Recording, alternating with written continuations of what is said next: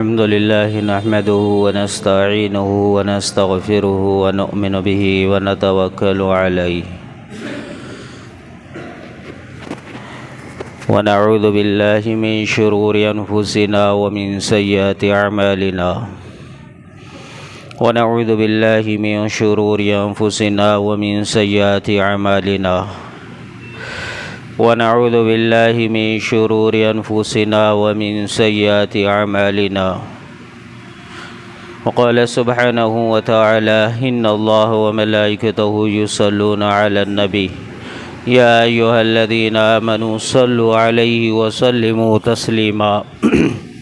اللهم صل على محمد وعلى آل محمد كما صليت على إبراهيم وعلى آل إبراهيم إنك حميد مجيد اللهم بارك على محمد وعلى آل محمد كما باركت على إبراهيم وعلى آل إبراهيم إنك حميد مجيد صدق الله العظيم وصدق رسوله الكريم أما بعد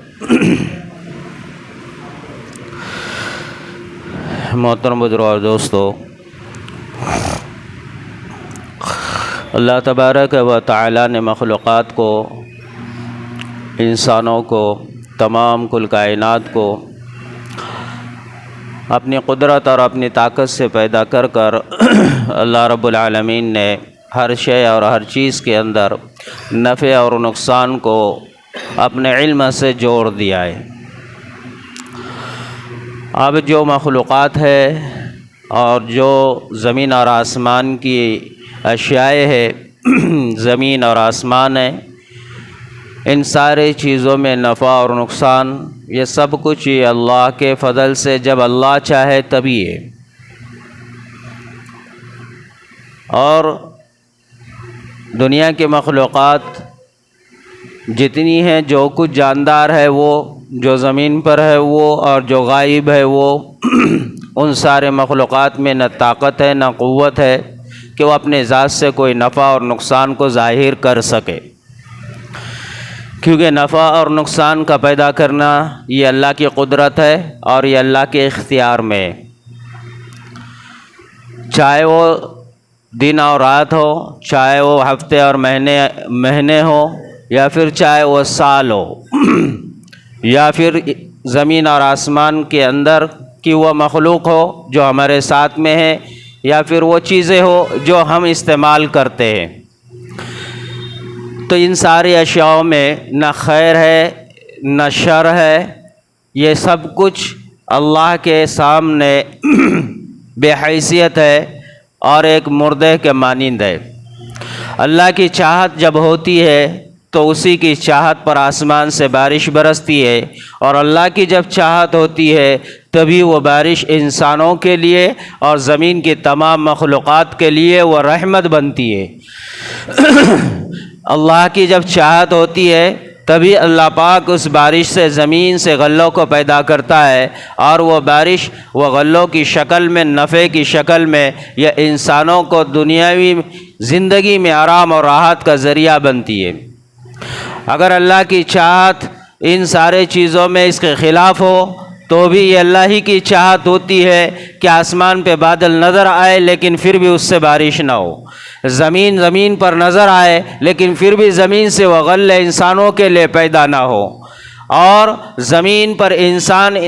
پر محنت اور جد و جہد اور کارآمد وہ کام جس میں وہ ماہر ہے، وہ کاموں میں انسان اپنا 100% دیتا رہے، لیکن اللہ کی چاہت اگر ہو تو ہی اس سے اس کو نفع ملے گا، اور اگر اللہ کی چاہت نہ ہو تو وہاں سے بھی اللہ اس کے لیے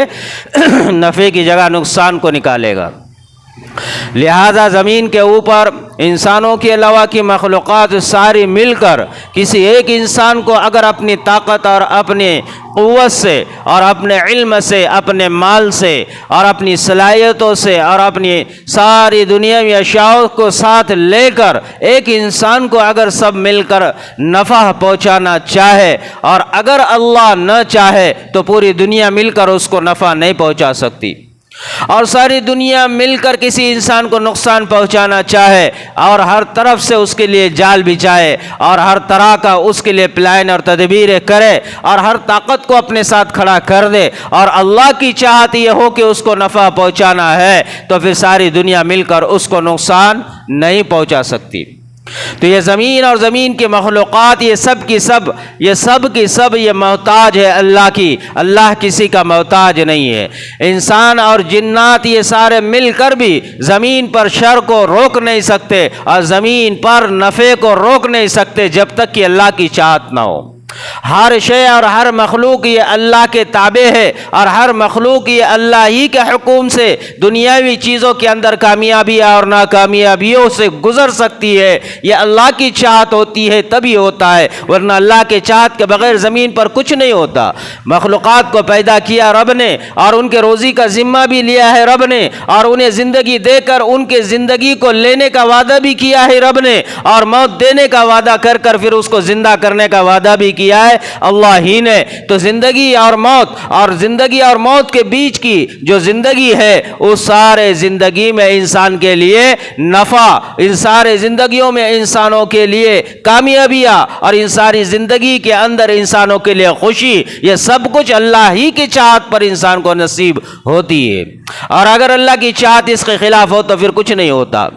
لیکن زمین کے اوپر انسان کا ایمان، انسان کا یقین اللہ کے ذات سے کمزور ہو گیا ہے، تو انسان نے مخلوقات کے تاثرات کو دلوں میں اتنا بٹھا لیا کہ وہ مخلوقات کی طرف اپنی عقل کو اور اپنے ذہن کو، پھر اپنی دل و دماغ کو اور اپنی سوچ کو لگا دیتا ہے، اور پھر مخلوق سے نفع کو جوڑ دیتا ہے، مخلوق سے نقصان کو جوڑ دیتا ہے، مخلوق سے کامیابیوں کو جوڑ دیتا ہے، مخلوق سے ناکامیابیوں کو جوڑ دیتا ہے، مخلوق سے خوشی کو جوڑ دیتا ہے، مخلوق سے غم کو جوڑ دیتا ہے۔ لہذا کامیابی اور ناکامیابی کا تعلق انسان مخلوقات سے رکھتا ہے، چاہے وہ مہینوں کی شکل میں ہو، چاہے وہ سال کی شکل میں ہو، چاہے وہ انسانوں کی شکل میں ہو، چاہے وہ پھر اڑنے والے پرندوں کی شکل میں ہو، چاہے پھر وہ رات کی شکل میں ہو، چاہے پھر وہ دن کے اجالے کی شکل میں ہو، چاہے پھر وہ سورج اور ستاروں کی شکل میں ہو، پھر چاہے وہ چاند کی شکل میں ہو، پھر چاہے وہ آسمان اور زمین کی اشیاء کی شکل میں ہو، کل کائنات مخلوقات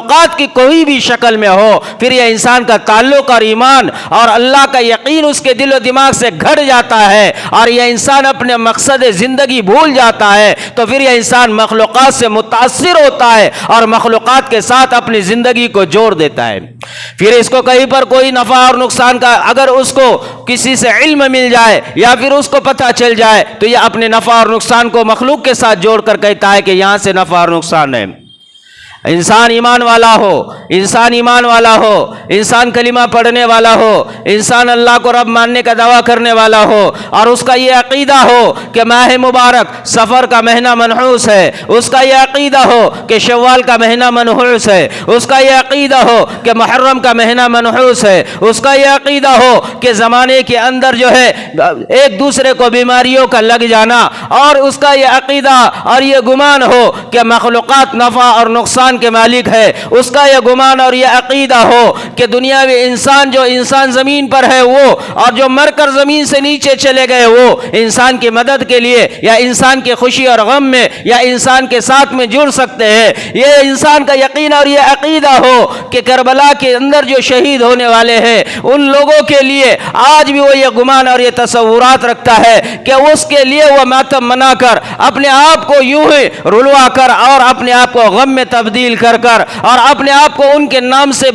الگ الگ طرح کی سبیلیں چلا کر یہ ثبوت دینا چاہتا ہے کہ ہم ایمان والے ہو۔ یہ ایمان والا اس طریقے سے ہو سکتا ہے کہ جو کلمہ پڑھے اس کو اور جو ایمان لائے اس کو یہ بتانا پڑے کہ مخلوقات سے نہیں ہوتا، جو تو نے کلمہ پڑھا ہے لا الہ الا اللہ، یہ کلمے کے اندر جو معنی ہے اس پر غور کر، اور کلمہ کیا کہتا ہے وہ تو دیکھ کہ تو نے پڑھا کیا ہے کہ لا الہ الہ کہ ساری مخلوقات سے کچھ نہیں ہوتا، یہ تیرا دعویٰ ہے کلمہ پڑھنے کے بعد، اور تیرا دل اور تیری زبان اس بات کا اقرار بھی کرتی ہے کہ الا اللہ، اللہ ہی سے ہوتا ہے، ایک طرف زبان تو کہہ رہی ہے الا اللہ، اللہ ہی سے ہوتا ہے، اور پھر تو اپنے اہل و عیال میں پہنچ کر، پھر تو دوست اور احباب میں پہنچ کر، اور پھر تو اپنے آپ کو اکیلے میں بٹا کر، اور پھر تو مخلوقات کے ساتھ جڑ کر یہ گمان رکھتا ہے کہ محرم کا مہینہ بھی منحوس ہے، یہاں سے بلائیں آتی ہے، اور سفر کا مہینہ منحوس ہے، یہاں سے بیماریاں آتی ہے، سفر کے مہینے میں نکاح خراب ہو جاتے ہیں، سفر کے مہینے میں کاروبار خراب ہو جاتے ہیں، سفر کے مہینے میں فلاں چیز جو خوشی کے وہ غم میں تبدیل ہو جاتی ہے۔ الا اللہ کا کیا مطلب ہے؟ الا اللہ کا مطلب یہ ہے کہ مہینے بھی اللہ کے سامنے محتاج ہے نفع اور نقصان کے لیے، دن بھی نفع اور نقصان کے لیے اللہ کے محتاج ہے، زمین بھی اللہ کے سامنے نفع اور نقصان میں محتاج ہے، آسمان بھی اللہ کے سامنے محتاج ہے، انسان بھی اللہ کے سامنے محتاج ہے، جنات بھی اللہ کے سامنے، اللہ کی قدرت کے سامنے یہ سب کی سب محتاج ہے، اور یہ مہینے جو سال کے 12 مہینے ہیں یہ بھی اللہ کے سامنے، اللہ کے قدرت کے سامنے محتاج ہے۔ جب یہ الا اللہ یہ کہتا ہے کہ ساری کل کائنات اللہ کے علاوہ کچھ نہیں کر سکتی، پوری کل کائنات کے اندر کوئی شے نہیں ہے جو انسان کو ایک لمحے کے لیے نفع دے سکے، ایک لمحے کی خوشی دے سکے، ایک آنے کا جو ہے تو اس کو اس کے مال میں اور اس کے جو ہے روزی میں برکت دے سکے۔ انسان کے زندگی میں زندگی کا ایک لمحہ پوری کائنات مل کر اس کے موت سے آگے اس کو بچا نہیں سکتی، کہ موت آ جائے تو ایک لمحے کی اس کو مہلت دلوا نہیں سکتی، انسان کا وقت ختم ہو جائے تو ایک گھڑی ایک بات کرنا یا وصیت کرنا یا سلام کرنا یا کلمہ پڑھنے کی مہلت نہیں دے سکتی، کہ جب موت کا وقت آ جائے چاہے اچھا اور برا کام کرنے کی مہلت مانگے تو مل نہیں سکتی، کیونکہ موت کا وقت آئے تو پوری کائنات مل کر، اگر اللہ نہ چاہے پوری کائنات مل کر اس کو موت پر ایک لمحہ ایک سیکنڈ کی بھی جو ہے مہلت نہیں دے سکتی، تو پوری کل کائنات مل کر الا اللہ یہ کہتا ہے کہ سب مل کر اللہ کے سامنے سب کے سب محتاج ہے، بے جا ہے، بے طاقت ہے، بے حیثیت ہے، بے وقاحت ہے، بے اہمیت ہے، ان کے اندر نفع نہیں، ان کے اندر نقصان نہیں، ان کے اندر خیر نہیں، ان کے اندر شر نہیں۔ اسی کو ہم نے کہا، اسی کو ہم نے پڑھا بھی اور اسی کا ہم نے تسلیم بھی کیا کہ والقدر خیرہ وشرہ من اللہ تعالی والبعث بعد الموت، کہ ہم نے یہ کہا ہے کہ شر اور خیر تو اللہ کے ہاتھ میں ہے، شر اور خیر اللہ کے قدرت میں ہے، شر اور خیر کا مالک اور خالق اللہ ہے، والقدر خیرہ وشرہ، اور تقدیر کا تعلق اللہ کے ساتھ ہے کہ تقدیر اللہ کے ساتھ، اللہ نے ہماری تقدیر کو بنایا اور اللہ نے جو چاہا وہی ہونے والا، اللہ نے جو چاہا وہ نہیں ہونے والا، اللہ کی چاہت پر ہی سب کچھ ہونے والا ہے، اور اللہ ہی کی چاہت پر موت ہے، اللہ ہی کی چاہت پر موت کے بعد کھڑا ہونا ہے، اور اللہ ہی کی چاہت پر اس کے جو ہے تو زندگی کا حساب اور اس میں کامیابی اور ناکامیابیوں کا ملنا ہے، اور اللہ ہی کی چاہت پر جنت اور جہنم ہے۔ الا اللہ کا یہ مطلب ہے، ہم نے کلمہ پڑھا ہے لیکن اس کے باوجود دنیا کی چیزوں سے ہم اتنے متاثر ہے کہ مخلوقات کے ساتھ ہم نے اپنے آپ کو ایک طرف جوڑ دیا، ہماری زندگی الگ الگ خاکوں میں تبدیل ہو چکی ہے، گھر میں ہم کچھ اور زندگی گزارتے ہیں، روڈ اور مارکیٹ میں ہماری زندگی کچھ اور ہے، دوست اور احباب میں ہماری زندگی کچھ اور ہے، شادی بیاہ میں ہماری زندگی گزارنے کا طریقہ کچھ اور ہے، ماتم ہو جائے، غمی ہو جائے، اور ہمارے گھر میں اگر کوئی غم یا صدمہ آ جائے وہاں پر اس حالت میں زندگی گزارنے اور عمل کرنے کا طریقہ ہمارا کچھ اور ہے، مسجد میں اگر ہم آ جائے مسجد میں ہمارے زندگی اور اعمال کرنے کا طریقہ کچھ اور ہے، اگر ہم رات میں چلے جائے رات کی زندگی کے اعمال کرنے کا طریقہ اور وہاں زندگی گزارنے کا ہمارا طریقہ کچھ اور ہے، دن کے اجالے کی زندگی کا ہمارا طریقہ کچھ اور ہے، ہم ایک حالت اور ایک کیفیت اور ایک نہج اور ایک حیت پر ہم نے اپنے آپ کو باقی رکھا نہیں، قدم قدم پر ہم نے اپنے آپ کو بدل دیا، قدم قدم پر ہم نے اپنے عقیدے کو بدل دیا، قدم قدم پر ہم نے اپنی سوچ کو بدل دیا، قدم قدم پر ہم نے اپنے ارادوں کو بدل دیا، قدم قدم پر ہم نے اپنے آپ کو بدل دیا، کہیں پر جو جیسا ملا ہم ویسے بن گئے، جہاں پر جو جیسے عقیدے والا اس کے ساتھ ہم مل گئے، جہاں پر جیسی سوچ والا ہم اس کے ساتھ اس سوچ کا بن گئے، گھر میں گئے جاہلوں کا زیادہ غلبہ رہا، کیا ہم جہالت والی باتوں میں ان کے ساتھ میں آ کر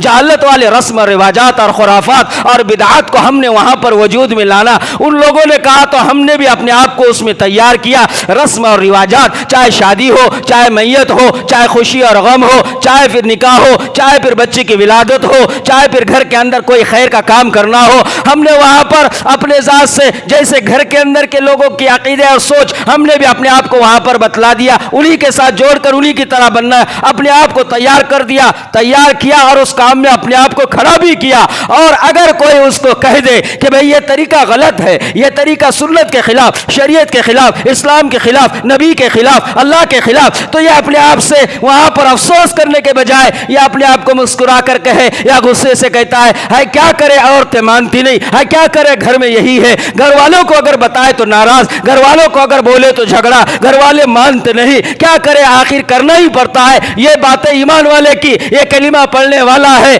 اس کی زندگی کا حال یہ ہے, اس لیے زبان سے کلمہ پڑھا, گھر میں جب پہنچا اس کا کلمہ اس کے ساتھ نہیں رہا. یہ مارکیٹ میں گیا, یہاں پر بھی یہی رویہ, اور یہ روڈ پر آیا, اس پر بھی اس کا یہی عقیدہ. یہ جو ہے دنیاوی پولیٹیکل لوگوں کے ساتھ میں اگر اس نے اپنے آپ کو جوڑا, ان لوگوں نے غیری تہوار, غیری رواج اور غیری رسم اور غیری وہ اعمال غیر شرعی جو اسلام میں جس کا کوئی اعتبار نہیں, شریعت نے جس کو کرنے سے منع کیا, بعض اعمال, بعض کام, بعض بول اور بعض اداکاری جو ان کے ساتھ مل کر ہم کرتے ہیں, وہ کفر میں داخل کرنے والی, ایمان سے خارج کرنے والی, اسلام سے باہر کرنے والی. ہم نے اپنے آپ کو ان کے ساتھ جوڑ کر کہیں پر پتلوں کے سامنے ہاتھ اٹھانا بھی فخر سمجھا, کہیں پر ان کو ہار پہنا کر جھکنا بھی فخر سمجھا, کہیں پر ان کے نام کے بڑائی کرنا, ان کے ساتھ کھڑے ہو کر ان بڑے ان کے بزرگوں کے ناموں کے ساتھ ان کے وہ کلمات اور وہ بول, وہ فخر اور تعزیت یا پھر خوشی میں جو کہہ رہے ہیں وہ بول کے ساتھ ہم نے اپنے آپ کو بھی کھڑا کر دیا. وہ جس طرح فحش بے حیائی اور ننگا ناچ ناچتے ہیں ان مورتیوں کے سامنے, ہم نے بھی اپنے آپ کو ان کے سامنے کھڑا کر دیا. ان کے ساتھ ہم نے بھی اپنے آپ کو کھڑا کر کر اس عمل میں یہ ثبوت دے دیا کہ ہم بھی لو آپ کے ساتھ رنگ گئے, لو ہم بھی آپ کے ساتھ کھڑے ہو گئے, لہذا آپ جو کر رہے ہیں وہ صحیح ہے, اس لیے ہم بھی آپ کا ساتھ دیتے ہیں. ادھر کلمے میں تو کہہ رہا ہے الا اللہ, اللہ کے سوا کوئی نہیں, لیکن یہاں پر غیروں کے ساتھ میں بھی ریلیوں میں جا رہا ہے اور وہاں پر ان کے طور طریقوں کو اپنا رہا ہے, وہاں پر ان کے سامنے جھک رہا ہے, وہاں پر ان کے رواجات اور رسومات کو بڑھوتری دے کر ان کے ساتھ سینے سے سینہ لگا کر کھندے سے کھندا ملا کر کھڑا ہے. یہ ایمان والا, یہاں پر اس کی زندگی کچھ اور ہے. یہی ہے وہ کلمہ والا, جب اس کے گھر میں کوئی نکاح کا پیغام آئے یا اس کے گھر کے اندر کوئی خوشی کا پیغام آئے یا کوئی کاروبار اور نئی تجارت کا کاروبار کرنے کا کوئی خاکہ آ جائے یا کوئی تدبیر پلان یا پھر گھر کے اندر کوئی آگے بڑھنے کا کچھ عمل کرنے کا ارادہ کسی کے ذہن میں آ جائے, تو اس کے ذہن میں یہ آتا ہے سفر کا مہینہ ہے, اس میں نہیں ہونا چاہیے, محرم کا مہینہ ہے, اس میں نہیں کرنا چاہیے. یعنی یہ سفر کو رب بنا دیا, محرم کو رب بنا دیا, شوال کو رب بنا دیا. یہ کہہ رہا ہے کہ رب تو وہی ہے لیکن یہ میرے چھوٹے چھوٹے رب ہے. سفر ایک چھوٹا رب ہے, سفر کا مہینہ بھی رب ہے کہ نفع نقصان دیتا ہے, محرم کا مہینہ بھی میرا رب ہے, نفع نقصان دیتا ہے, شوال کا مہینہ بھی رب ہے, یہ نفع نقصان دیتا ہے. یہ کہنا چاہتا ہے یا اپنی عملی اداکاری سے یہ کہنا چاہتا ہے کہ دیکھو یہ مہینوں کے اندر یہ طاقت ہے, اگر اس میں نکاح کرے تو ٹوٹ جاتا ہے, دیکھو اس میں کام شروع کیا جائے تو ختم ہو جاتا ہے, دیکھو اس میں خوشی والے عمل پر اگر آگے بڑھے تو وہ خوشی باقی نہیں رہتی. یہ یقین اور یہ عقیدہ, یہ ایمان والا, یہ کلمے والا ہو اور اس کو یہ بتلانا پڑے کہ الا اللہ کا کیا مطلب ہے. الا اللہ کا مطلب ہے کہ اللہ ہی اللہ, اللہ کے علاوہ کوئی نہیں, اللہ کے علاوہ کسی میں طاقت نہیں, اللہ کے علاوہ کسی میں قدرت نہیں, اللہ کے علاوہ کوئی نفع اور نقصان کا خالق اور مالک نہیں. سب کچھ دینے والی ذات اسی کی, سب کو اسی نے پیدا کیا, سب کو اسی نے اپنی قدرت اور طاقت سے باندھ دیا, سب کے ساتھ اس کی قدرت اور طاقت ہے, اس کے آگے کوئی نہیں, اس کے پیچھے کوئی نہیں, اس کے ساتھ کوئی نہیں, وہ تنے تنا اکیلا, اول سے آخر تک, ہمیشہ سے ہمیشہ تک اس کی قدرت سے سارا نظام چلے, اس کی قدرت سے ساری اشیاء کو نفع پہنچے اور اسی کی قدرت سے ساری انسانیت کو ختم ہونے کا فیصلہ ملے. وہی رب جس کا ہم نے کلمہ پڑھا مسلمان ہے, ایمان والا ہے اور یہ عقیدہ رکھے.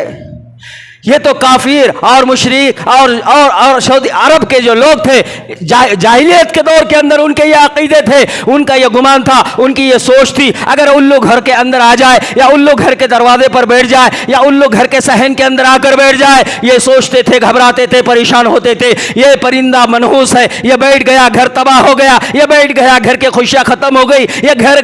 وہ گھر کے اندر بیٹھا یا اس گھر پر بیٹھا، وہ یہ گمان رکھتے تھے کہ اس گھر کے اندر ویرانیت آنے ہی والی ہے۔ یہ یقین تھا، یہ عقیدہ تھا ان لوگوں کا، ان لوگوں کے ساتھ ان لوگوں نے یہ نسبت کو جوڑا تھا۔ آج ویسی عقیدہ ہمارا ہے۔ ان لوگوں کا یہ عقیدہ تھا، ہم نامی ایک پرندہ، اس کے بارے میں وہ یقین اور یہ گمان رکھا کرتے تھے، وہ پرندہ جب کوئی انسان کسی کو قتل کر دیتا تو وہ قتل ہونے والے انسان کے سر سے، کھوپڑی سے وہ پرندہ پیدا ہوتا، اور وہ سوچتے تھے کہ وہ پرندہ چیختا اور چلاتا ہے اور اپنے الفاظ میں وہ یہ کہتا ہے، مجھے خون دے دو، مجھے خون دے دو، لہذا وہ پانی مانگتا خون کی شکل میں، اور ان کا یہ یقین ہوتا کہ وہ یہ کہہ رہا ہوتا ہے جس نے اس کو قتل کیا، لہذا اس کو قتل کر دو۔ جب تک وہ قتل کرنے والا مرتا نہیں تب تک وہ پرندہ چیختا ہے، یہ ان کا یقین تھا۔ یہ عرب کے لوگ جب سفر کے لیے نکلتے اور اپنے آپ کو گھر سے کسی مہم پر نکالنے کے لیے اپنے آپ کو تیار کرتے، پرندے کو ہاتھ میں لیتے، پرندے کو ہوا کے اندر اڑا دیتے اور یہ تصورات رکھتے ذہن کے اندر، اگر وہ سیدھی طرف کی طرف اڑ جائے تو سمجھتے کہ آگے جانا خیر ہوگا، آگے کام میں نفع ہوگا، آگے جو مقصد کے لیے نکلے اس میں کامیابی ملے گی۔ اگر وہ ڈاوی طرف کی طرف وہ پرندہ نکل گیا تو یہ گمان رکھتے تھے، یہ جو سوچ رکھتے تھے کہ اب آگے بڑھنا خیر نہیں، آگے بڑھنا جو ہے تو نقصان ہی نقصان ہے، لہذا آگے بڑھنے کا کوئی فائدہ نہیں، وہ سفر کو کینسل کر دیتے تھے، آگے بڑھنا وہ اس ارادے کو ملتوی کر دیتے تھے، لہذا اس کو روک دیتے تھے، کہتے کہ آگے اب کوئی کام نہیں کیا جائے گا کیونکہ وہ پرندہ ڈاوی طرف کو اڑا ہے۔ یہ پرندوں کے ساتھ میں نفع نقصان کو جوڑتے تھے۔ اسی طرح اپنے آپ کو، قافلے کو، اپنے آپ کو بستی سے، اپنے گھر سے باہر نکالتے تو وہ یہ سمجھتے تھے کہ جب ہم کسی صحرا میں پہنچ جائے تو وہاں جا کر وہ اپنے صحرا کے اندر جا کر یہ گمان رہتا تھا کہ وہاں پر ایک بڑا طاقتور جنات ہوتا ہے جو راستے میں جو پہاڑ ہوتے، جو پتھر ہوتے، بڑے بڑے صحرا میں پہاڑ جو ہوتے ہیں، وہ کہتے یہ گمان ہوتا ان کے ارد گرد اور ان کے جڑ میں اور ان کی حفاظت میں بڑے بڑے جنات ہوتے، لہذا ان کا یہ عقیدہ تھا اگر ہم ادھر سے گزرے تو ان کی پناہ پہلے لو اور ان سے بات کرو، پھر آگے بڑھو، ورنہ آگے نہیں بڑھ سکتے، تمہیں خطرہ ہوگا، تمہیں نقصان ہوگا، تمہیں سزا بھگتنی ہوگی، لہذا تمہارا نفع والا کام نقصان میں بدلے گا، تمہاری جان کو خطرہ ہو جائے گا۔ لہذا وہ صحرا کے اندر اس پہاڑ کے پاس جا کر یہ کفار مشرکین کیا کلمات کہتے، وہ اپنے زبان حال سے کہتے، اعوذ بعظیمی ھذا الوادی من الجن، اے اس وادی کے جن کے سردار، ہم تیری پناہ میں آتے ہیں، لہذا ہمیں نفع نقصان نہ ہونے دے، ہمیں نفع اور نقصان نہ ہونے دے، ہم تیری پناہ میں آتے ہیں، ہمارا مال تیری پناہ میں، ہماری سواری تیرے پناہ میں، ہماری جان تیرے پناہ میں، لہذا ہمارے تینوں کی تو حفاظت کر۔ اور یہ بول کلمات کہہ کر وہ وہاں پر اپنے آپ کو رکا دیتے اور پھر وہاں سے آگے نکلتے اور یہ فخر کرتے، دیکھو ہماری جان کی وہ جنات نے حفاظت کر دی جس سے ہم نے پناہ مانگی تھی، دیکھو ہمارے مال کی اس جنات نے حفاظت کر دی جس سے ہم نے پناہ مانگی تھی، دیکھو ہمارے سواریوں کی اس نے حفاظت کر دی۔ یہ عقیدہ، یہ سوچ، یہ یقین کفار مشرکین کا تھا، یہی کفار مشرکین کا عقیدہ اور یہ گمان تھا۔ شوال کا مہینہ منحوس ہے، غم کا ہے، ماتم کا ہے، کیونکہ وہ کہتے تھے اس دور کے اندر ایک واقعہ یہ اس طرح پیش آیا تھا کہ شوال کے مہینے کے اندر عام ایک طاعون، ایک بیماری آ گئی تھی، جس بیماری کی وجہ سے اس جو ہے عرب کے اندر اکثر گھروں کے اندر کے لوگ، اکثر گھرانے کے خاندان کے افراد مر چکے تھے۔ اس بیماری نے سب کو شکار بنا لیا تھا، کئی لوگ گھروں کے جو ہے تو مر گئے، اکے گھر کی گھر اجڑ گئے، ویران ہو گئے۔ تو ان لوگوں نے اس بات پر اس شوال کے مہینے کو منحوس ٹھہرا دیا اور کہا کہ اس میں کئی ستاؤن ایسی بیماری آئی جس کے وجہ سے سارے انسان ہمارے جو ہے کئی لوگ موت کی جو ہے تو منہ میں چلے گئے، لہذا ہم اس شوال کے مہینے میں خوشی نہیں منائیں گے، اس شوال کے مہینے میں نکاح نہیں کریں گے، اس شوال کے مہینے میں کوئی نیک کام نہیں کریں گے۔ انہوں نے اپنے عقل سے ترجیح دی اور شوال کو انہوں نے اپنے لیے منحوس ٹھہرا دیا، پھر آگے انہوں نے سفر کو منحوس ٹھہرا دیا، پھر انہوں نے محرم کو منحوس ٹھہرا دیا۔ آج ایمان والا، یہ تو اس وقت تھے جب نبی نہیں آیا تھا، یہ تو اس وقت تھے جب ان کے پاس کلمہ نہیں تھا، یہ تو اس وقت تھے جب ان کے سامنے قرآن نہیں تھا، یہ تو اس وقت تھا جب کہ ان کے کانوں میں اذان نہیں پکاری جاتی تھی، اذان ان کے کانوں میں نہیں بولے جاتے تھے، اس کی آواز نہیں سنائی دیتی تھی، یہ اس وقت تھا جب کہ نبی نہیں آیا ہوا تھا۔ لیکن جب نبی آئے، جب رسول آئے، جب قرآن آیا، جب اللہ کے حبیب آئے، تو اللہ کے حبیب نے آ کر کہا کہ یہ سب غلط ہے، تم اس طرح کے وہم رکھنا، اس طرح کا جو ہے گمان رکھنا اور اس طرح کی سوچ کے ساتھ چلنا، ان مہینوں کے ساتھ، ان چیزوں کے ساتھ، ان پرندوں کے ساتھ، لہذا فرمایا کہ یہ اس طرح نہ چلے، کیونکہ یہ کفریاتی کلمات، یہ شرک والے اعمال، تم اس سے بچو۔ اللہ کے حبیب نے محنت کی، لوگوں کو سمجھایا، کلمہ پڑھوایا، ایمان دلوایا، کلمہ اور اللہ کے پاس ان کو لے کر اللہ کے سامنے ہاتھ جوڑ کر اللہ سے امت کے لیے ہدایت کی دعا کو مانگا، اللہ نے پھر انہیں ہدایت دی۔ وہ کلمے پڑھنے والے تھے، وہ سب کچھ جو کیا کرتے تھے سب سے توبہ کر دی، وہ جو کچھ ہوا تھا ان سب چیزوں سے منہ موڑ لیا، وہ عقیدہ، وہ سوچ، وہ گمان، وہ یقین سب کے سب دلوں سے نکال کر انہوں نے کلمہ پڑھا الا اللہ اور لا الہ کہا کہ یہ تو سب بیکار ہے، یہ سب چیزیں ایسی ہے جس کے اندر کوئی خیر اور شر نہیں ہے، الا اللہ، اللہ چاہے جو ہے وہی ہوگا، اللہ چاہے جب جو ہے وہی ہوگا۔ نبی آئے، لوگوں نے مانا، جن لوگوں نے نہیں مانا نبی کو اللہ نے کہا، قرآن کریم میں اللہ نے کہا ان سے سوال کرو۔ اب قرآن کریم میں سورۃ الزمرہ میں 24 پارے میں آیت نمبر 36 میں 38 میں اللہ پاک نے، اور پھر رکوع نمبر 1 میں 24 پارے میں سورۃ الزمر میں اللہ فرماتا ہے وَلَئِن سَأَلْتَهُمْ مَنْ خَلَقَ السَّمَاوَاتِ وَالْأَرْضِ، سوال کرو آپ ان سے، پوچھو زمین اور آسمان کو کس نے پیدا کیا، زمین کی شے، زمین کے اوپر رہرے کھارے پیرے گلے خزانے جو کچھ اس سے نکل رہے ان ساری اشیاء کو، اور آسمان جہاں سورج چاند ستارے اور اللہ نے وہاں سے بادل بنا کر بارش کی شکل میں تم پر برسایا، اوپر کا نظام نیچے کا نظام، من خلق السماوات والارض، پوچھو ان سے کس نے پیدا کیا؟ تو سامنے سے کہنے لگ گئے، قرآن کہتا ہے انہوں نے کہا، اللہ نے کہا یہ کہیں گے کیا پتہ ہے تمہیں، لَيَقُولُنَّ اللَّهُ، کہ کہہ رہے ہیں وہ اپنی زبان حال سے کہ یہ سب کچھ تو پیدا کرنے والا اللہ ہے، ایک رب ہے وہ اللہ ہے جس نے پیدا کیا۔ تو اللہ کے حبیب کو اللہ کہہ رہا اب ان سے پوچھو، قُلْ أَفَرَأَيْتُم مَّا تَدْعُونَ مِن دُونِ اللَّهِ إِنْ أَرَادَنِيَ اللَّهُ بِضُرٍّ هَلْ هُنَّ كَاشِفَاتُ ضُرِّهِ أَرَادَنِيَ بِرَحْمَتِهِ هَلْ هُنَّ مُمْسِكَاتُ رَحْمَتِهِ، اللہ کہہ رہا پھر ان سے پوچھو، قُلْ حَسْبِيَ اللَّهُ عَلَيْهِ يَتَوَكَّلُ الْمُتَوَكِّلُونَ، اللہ کہہ رہا ہے کہ ان سے پوچھو، قُلْ أَفَرَأَيْتُم مَّا تَدْعُونَ مِن دُونِ اللَّهِ، جب یہ سب کچھ اس نے پیدا کیا ہے تو مجھے اب یہ بتاؤ تم یہ سارے لوگوں سے جو نفع نقصان جوڑ کر اپنے آپ کو چلاتے ہو، اللہ کہتا ہے ان سارے لوگوں کو تم لے کر کھڑا ہو جاؤ اور میں کسی بندے کو نقصان کرنے کے لیے کھڑا ہو جاؤں اور اس کو میں نقصان کروں، هَلْ هُنَّ كَاشِفَاتُ ضُرِّهِ، میں اس کو نقصان کرنا چاہوں، ان سارے لوگوں سے کہہ دو کہ مجھے وہ نقصان کرنے سے روک کر بتائے۔ اللہ اکبر، اللہ کہہ رہا ہے تم ان سارے جتنے معبود ان کے زمین کے اوپر ہو، زمین کے نیچے ہو، قبر کے اندر ہو، قبر کے اوپر ہو، زمین کے اوپر کی مخلوقات ہو، جنات ہو، شیطان ہو، درخت ہو، پہاڑ ہو، پانی ہو، سمندر ہو، انسان جیسی طاقت ہو، یہ چرند اور پرند اور چوپائی اور چار پاؤں اڑنے اور تیرنے اور رینگنے والی پور کائنات کی مخلوقات سب کو کہو تم جس پر اپنا یقین رکھتے ہو، نفع نقصان کو جوڑتے ہو، ان سب کو کہہ دو میں جس کو نقصان کرنا چاہتا ہوں یہ آ کر اس نقصان کو روک دے، هَلْ هُنَّ كَاشِفَاتُ ضُرِّ۔ اور پھر آگے اللہ کہتا ہے اچھا ٹھیک ہے یہ تو نہیں کر سکتے، میں جب نقصان کرنے پر آؤ تو میرا ہاتھ نہیں پکڑ سکتے، لہذا کوئی نقصان سے اس کو نہیں بچا سکتا۔ او ارادنی برحمتہ هل ہن، اب آگے اللہ کہتا ہے اگر میں کسی بندے پر میرا انعام، میری رحمت اتارنا چاہتا ہوں، کسی کو نوازنا چاہتا ہوں، کسی کو کامیاب کرنا چاہتا ہوں، برحمتی هل ہن کاشفات هل ہن ممسکات رحمتی، میں اس کو نوازنا چاہتا ہوں، رحمت دینا چاہتا ہوں، ان ساروں کو کہہ دو کہ وہ آ کر اس کو جو میں رحمت دے رہا ہوں، اس کو میں نواز رہا ہوں، اس سے یہ مجھے روک کر بتائے۔ اللہ کہہ رہا ہے کہ یہ بھی نہیں کر سکتے، اللہ کہہ رہا ہے یہ بھی نہیں کر سکتے، میں جس کو رحمت دوں، میں جس کو نوازوں، میں جس کے ساتھ بھلائی کروں، یہ سب مل کر اگر آئے اور آنے کے بعد یہ چاہے کہ میں جو کر رہا ہوں اس سے مجھے روکے، اللہ کہتا ہے یہ کر نہیں سکتے۔ توکلت علی اللہ، اللہ کہہ رہا ہے کہ یہ جتنے جو کچھ ہے ان لوگوں کو کیا چاہیے، یتوکل المتوکلون، ان کو تو چاہیے کہ یہ سب کی سب مجھ پر یعنی اللہ پر توکل رکھے، کن لوگوں کو، جن لوگوں نے کلمہ پڑھا ہے، اللہ صاف کہہ رہا ہے یہ سب کچھ یہ کہیں گے اللہ نے کیا پیدا، لیکن نفع اور نقصان میں مخلوق کو جوڑیں گے تو اللہ کہتا ہے لاؤ فری لے مجھے روک کر بتائے نقصان کرنے سے، اور لاؤ فری لے مجھے روک کر بتائے نفع کسی کو پہنچانے سے، یہ نہیں کہہ سکتے۔ تو اللہ کہتا ہے حسبی اللہ علیہ، کہ پھر ان سے کہہ دو اللہ میرے لیے کافی ہے،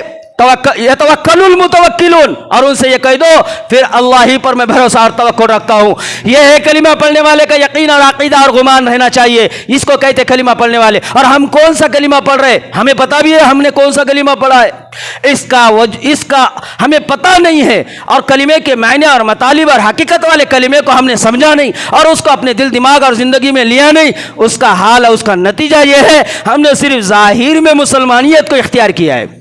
باطل میں مسلمانیت نہیں ہے، اس لیے ہماری زندگی قدم قدم پر الگ الگ موڑ پر سے الگ الگ جو ہے تو لمحوں سے الگ الگ جو ہے نقشوں سے الگ الگ جو ہے دنیاوی شعبوں سے ہم الگ الگ طریقے سے گزرتے ہوئے چل رہے ہیں، ہم پل میں کچھ اور ہے پل میں کچھ اور ہے۔ ایسا مسلمان مسجد میں آئے تو مسلمان، باہر نکلے تو کچھ اور، لین دین کرے تو کچھ اور، کسی کے ساتھ میں بات چیت کرے تو کچھ اور، بیوی کے سامنے جائے تو کچھ اور، گھر میں بیٹھے تو کچھ اور، میت ہو تو کچھ اور، یعنی وہاں کے جو عمل ہے، وہاں کے جو بول ہے، وہاں کی جو سوچ ہے، وہاں کا جو کرنے کا طریقہ ہے، وہ خواہشات والا، وہ نفسانیت والا، وہ شیطانیت والا، وہ میں والا، وہ انانیت والا، وہ تکبر والا، وہ گھمنڈ والا، وہ اپنے ذات سے اترانے والا۔ کیا ہے انسان؟ من ای شیء خلقہ، اللہ کہتا ہے تو دیکھ تو کیا ہے، تو پیدا کس سے کیا گیا ہے؟ من ای شیء خلقہ من نطفہ، ایک گندے قطرے سے پیدا کیا ہے تجھ کو رب نے۔ اللہ کہتا ہے تو کون ہے، تیری حیثیت کیا ہے؟ زمین میری،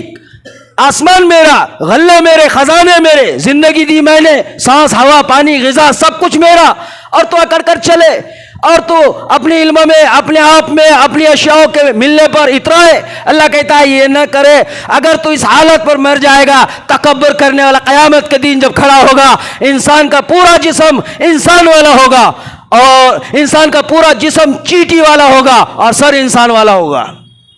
حدیث میں فرمایا تکبر کرنے والے کے چہرے کو اللہ چیٹی کا بنائیں گے، پورا جسم جو ہے تو اس کا انسان والا ہوگا۔ حدیث میں فرمایا کیا ہے تکبر، موت میں کیا ہے تیرا میرا حال، کوئی جانے سے ہی کتنوں کو ہم نے دفن کیا پتہ بھی ہے، دفن کرنے کے بعد اتنی جلدی سے مٹی ڈال دی ہے کہ بس ہاتھ صاف ہو جائے، کوئی یاد نہیں کرتا، مرنے کے بعد 2 دن یاد کر لیے، کوئی نہ بیوی نہ اہل و عیال نہ ماں باپ نہ بھائی بہن ہمارے کوئی نہیں ہے، غلط فہمی اور مغالطے میں نہ رہو، کوئی نہیں ہے، چھپ کر دیکھ لو 4 مہینے کوئی یاد نہیں کرے گا، غائب ہو کر دیکھ لو 2 مہینے کوئی تمہاری جو ہے تو محسوس نہیں کرے گا، تمہاری یاد سب کچھ بھول جائے گے، تمہاری اچھائیاں زندگی بھر کی ایک غلطی پر ساری مردود قرار دی جائے گی۔ یہ ہے تمہاری حیثیت، لاکھوں اور کروڑوں روپے ہے تو تم بہت کچھ ہے، صرف پیسہ تمہارے ہاتھ سے نکل جائے تمہارے سے برا کوئی انسان نہیں ہے، پھر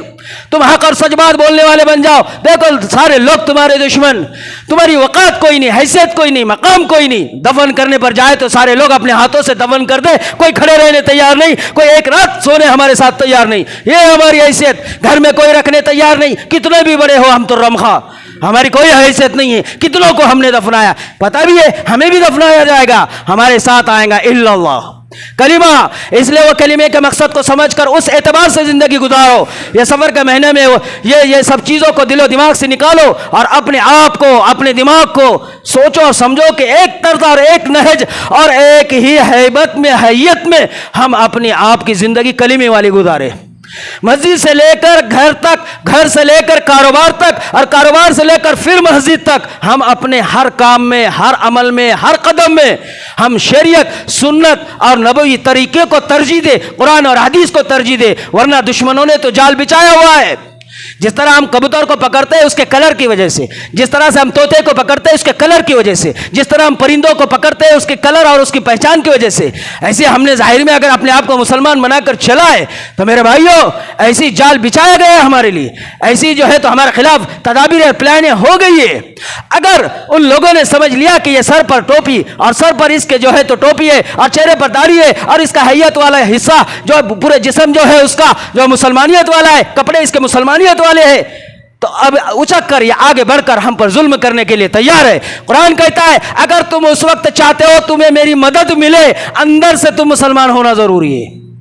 वरना उस वक्त में भी अंग्रेजों ने जिस वक्त हिंदुस्तान को आज़ाद करना था 1857 के जंग में जिस तरह मुसलमानों को बेरहमी से उन्होंने कत्ल किया, और उसके बाद उन्होंने 1861 में यह देखा कि जो जाहिर में सच्चे पक्के जो मुसलमान रोए ज़मीन पर है, वो डॉक्टर विलियम ने बरतानिया को ख़त लिखा और ये कहा कि ये ज़मीन पर लड़ने वाली सिर्फ मुसलमान की कौम है, और मुसलमान में सिर्फ वो जिसके सर पर टोपियाँ और दाढ़ियाँ और हैयत उसकी जो है तो मौलाना वाली है, यही लोग हैं जो लड़ रहे हैं, इसके अलावा कोई नहीं लड़ रहा। अगर हमें यहाँ पर इन पर काबू करना है और हमें हुकूमत को बाकी रखना है, हमें इनको मिटाना होगा, और इनके अंदर दो चीज़ें हैं, ये इनके लड़ने का जरिया है, और वो दो चीज़ों में पहला है जिहाद और दूसरा है कुरान।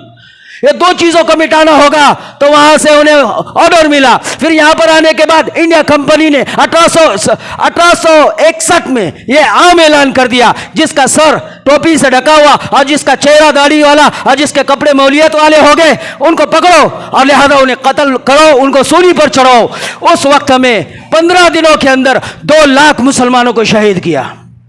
2 लाख मुसलमानों को शहीद किया। उन 2 लाख मुसलमानों में 51,000 उलमा इकराम थे,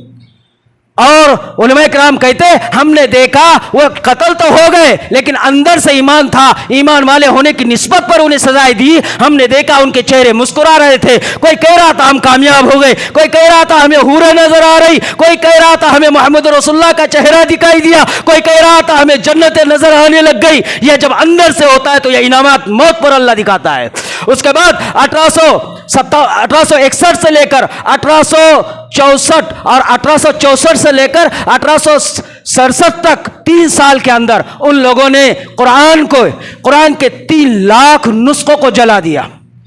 सिर्फ इसलिए कि इससे ही यह उम्मत जिंदा है, यह निकल गया तो यह मुर्दा है, इसकी कोई अहमियत नहीं। उलमा है जब तक यह जिंदा है, यह मुर्दा है, इनको कुछ पता नहीं है फिर क्या करना है। यह जिंदा है तो फिर मरदूद की तरह है, मुर्दा है। ये कुरान को निकालो, इनके अंदर से उलमाओं को निकालो, उलमाओं को निकाला, कुरान को निकाला, और फिर ये 3 साल के अंदर इन्होंने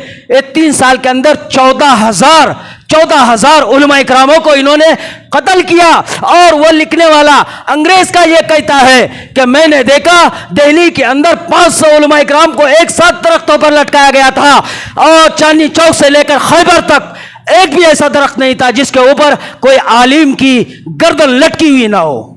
ये क्यों सजाएं दी थी उन लोगों ने? क्योंकि ये ईमान से डरते थे, कुरान से डरते थे। आज कौन डरता है हमसे? मेरे भाइयों, ये देश को भी आज़ाद करने वाले हम, इसकी हिफाजत करने वाले भी हम, इसके खिलाफ भी बहुत कुछ हो रहा है। वक्त भी नहीं है। वक्फ बोर्ड जो हमारे तुम्हारे लिए था, उसके अंदर भी इन्होंने दखल और मदाखलत करना शुरू कर दी। नया बिल लाना चाहते, काबू उस पर भी करना चाह रहे। हमारे मुसलमान अब अजदाओं ने जिन्होंने अपने प्रॉपर्टियों को उम्मत के लिए दे दिया है और उसका सवाब हासिल करने के गर्ज से दे दिया, और उसके आमदनी से गरीब लोगों को फ़ायदा हो, इसके लिए वक्फ बोर्ड के पास उम्मत की प्रॉपर्टियाँ और जायजादे हैं। आज ये हुकूमत कहती है कि इस पर से तुम्हारी ताकत को हम कम कर देंगे, इस पर हमारा भी इख्तियार होगा। बड़े बड़े बिल्डिंगें जो उन लोग आज के दौर में उनकी है, उसके ऊपर काबिज, वो कहते हैं कि इसके इख्तियारात हमारे पास होना चाहिए, तुम्हारे आमदनी का हिस्सा हमें मालूम होना चाहिए, सब कुछ हमारे पास आना चाहिए। लिहाजा ये सब कुछ कर रहे हैं। मेरे भाइयों, हमारे तलाक पर भी उन्होंने हमसे ले लिया, और हमारे खिलाफ कानून बनाकर भी बहुत कुछ ले लिया, और अभी वक्फ बोर्ड के जरिए हमारी जो अब अजदाओं की प्रॉपर्टी वो भी छीन रहे हैं।